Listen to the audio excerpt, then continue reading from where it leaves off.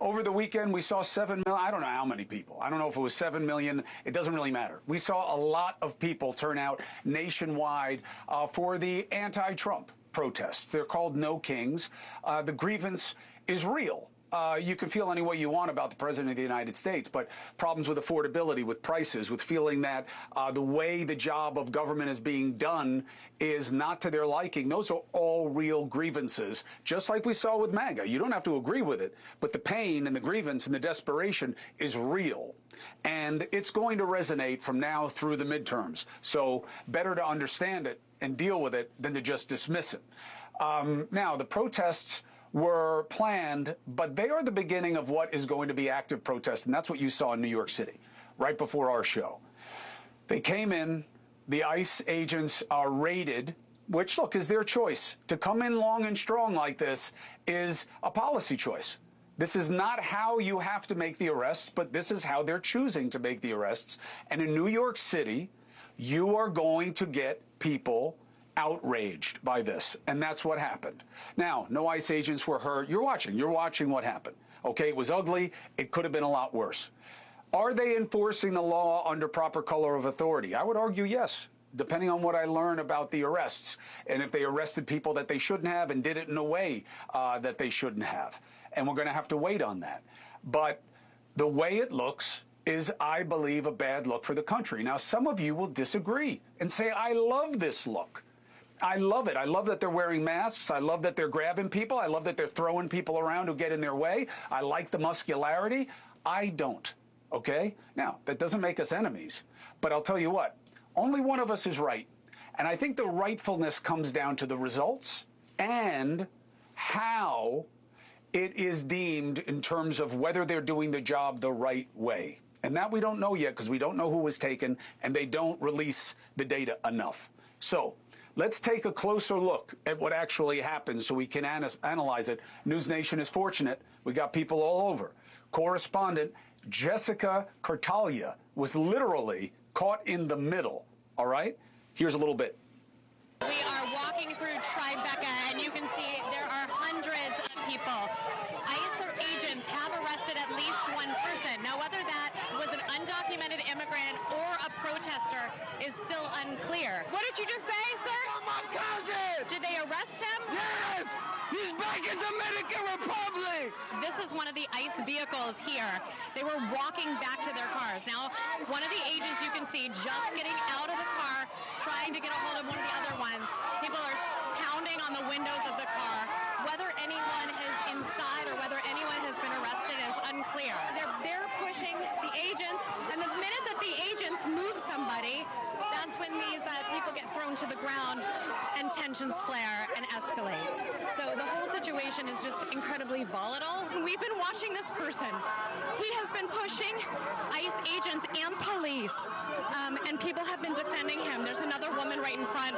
She was also pushing some of these officers. Whether they know someone who was arrested by police for being undocumented is unclear. There's a lot of people are angry with us for covering this. There's just a lot of anger overall, but as you can see, it's some of the same people that have been walking all the way across, and they're just so angry. I've never seen people just so emotional about all of this. Just wait, Jessica.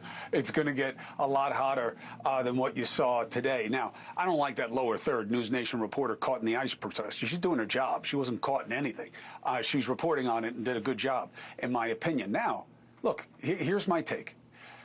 The street vendors are doing something illegal. They've been there a long time. Everybody knows it's illegal. Enforcement is very uneven, let's say. Why? Because people want cheap stuff. And the real designers don't sue enough and don't complain enough for it to be a thing. But everybody knows who lives in New York City that the majority of people who are doing that are not here legally. Okay? So, do they have the right to do what they're doing, the federal officers? Yes. Are they doing it the right way? Now, I believe that that is very debatable. My point is, no. I don't think this is the way that they need to do what they're doing, especially in terms of how low risk this particular population of people that they're rounding up is. But I'll tell you something else, and I don't care how you feel about it. You can't tell me you're about something better than the ICE agents and then go put hands on an ICE agent. You can't tell me you're about something better and then tell people to arm themselves to be ready if ICE agents come to arrest them and their citizens in their homes and they shouldn't be arrested. You can't make that case to me. I get where it's coming from. I get that you're angry. I get that you want to play to outrage. I get that it gets you clicks, but it doesn't get us anywhere better, period. Okay? Now, what do I see in terms of who's right and who's wrong with this? I want to see the data on who they were arrested and for what. And how many people did they arrest that they weren't supposed to arrest? I need to see that, okay? Because otherwise, what am I doing? I'm giving you an opinion on style, all right? Now, here's what I really don't like about it. This is all over the place. Everybody's talking about it. So what are you not talking about? And I do believe the administration likes this look. You can feel how you want about that. I don't like this look. They do. It's a great distraction also. You're talking about this. What are you not talking about? Government's still shut down, entering its fourth week, making it the second longest shutdown in history. Okay? Now, so what's the fallout? Well, 1 million federal workers didn't get their paychecks. Do you know how many American families live paycheck to paycheck? If this continues, 42 million Americans, 1 in 10 of us about, right, will not get food stamps. Do you know how many people are food insecure, the PC way of saying hungry, in America now? Did you know that it's 1 in 5 of our kids? So what the hell are they waiting for? Here's what matters to them: advantage over the other side. Right issue to fight about: extending ACA subsidies. Absolutely matter to people. 80% of us believe that we should be funding those subsidies, okay? They prefer the problem to working on a solution. Why? Because the division sells best. And that comes from the top. The president loves the blame game. Listen. I want to just say from the beginning, our message has been very simple. We will not be extorted on this crazy plot of theirs. They've never done this before. Nobody has. You always vote for an extension. Chuck Schumer and the Senate Democrats need to vote for the clean, bipartisan CR and reopen our government. It's got to be reopened right now. We're not doing that. They are the obstructionists. Look, he's not wrong about what's causing the shutdown in terms of procedurally. It's the Democrats, because they don't have 60 votes in the Senate to get through the filibuster to cloture. True. But being extorted, it's about people who are having to pay for the extension of tax cuts to the rich, overweighted to the rich. You can rename the bill any way you want. If you can get Hamas to not kill Israelis for a few days, you can't get these guys to make a deal, or you don't want them to make a deal. At least he didn't say what has been motivating a real basis of misinformation, which is, well, you know, the Democrats want to give $1 gazillion or whatever big number, they keep exaggerating it up, to give health care to illegals. That's what this is about. It's not what it's about. It's not what they want. And by the way, Republicans have always believed that states should be reimbursed for giving emergency care to anyone. That's what the reimbursements are about.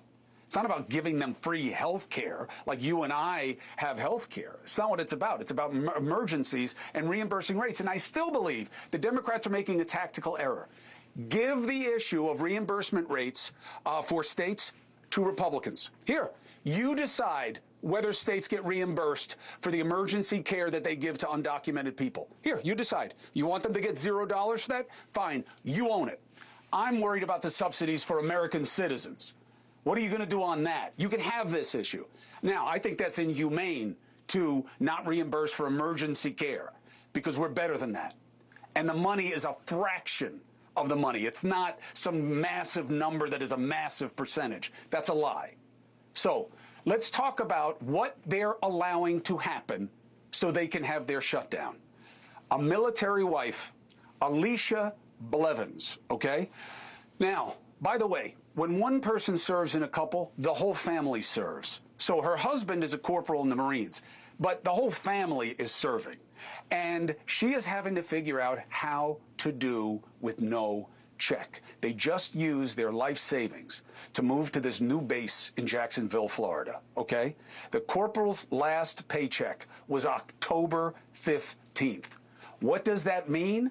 Alicia is here to tell you. Thank you for joining me. I understand that this is not a conversation that you're dying to have, but people need to hear the truth. Tell us, what does this shutdown mean, not to your politics, to your personal life?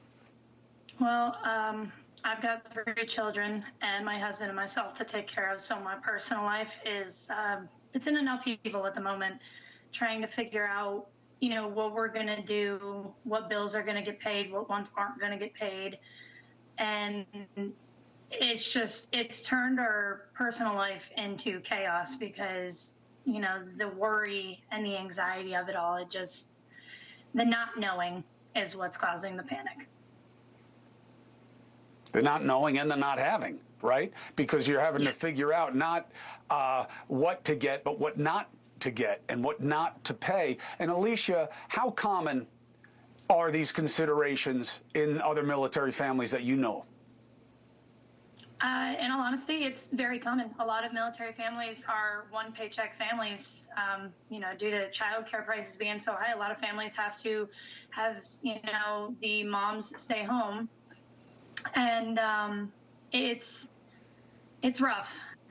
And it's, like I said, it's just very common for a lot of families to be single income families, especially around here. Alicia, what does the sign say over your shoulder? It says family is the most important thing in the world. And you're teaching that to your kids, you're living at each other, and it's all you have, especially when there are hard times. And I know it's a deep kind of suck that your whole family is deciding to serve this country, and it's not serving you in a return. And I know that it sucks, and I am sorry for you, and we will stay in touch. And I want to keep telling people what you're doing so they know the real cost of what this shutdown is, that the politicians clearly prefer to getting it done. I wish you good things, and I'm sorry that you're in this situation. Thank you. Thank your husband and you and your kids for the service to the country. I know the whole family serves. I know. So thank you. And we'll be in touch. Take care. All right? So, you know, look, it's not about this. It's not about this, okay? This is what they want it to be about. The other side's worse. The other side's worse. Hate them more. It sucks. Thank you for watching. Subscribe below and download our NewsNation app right now on your phone, and you will get fact-based, unbiased news for all Americans.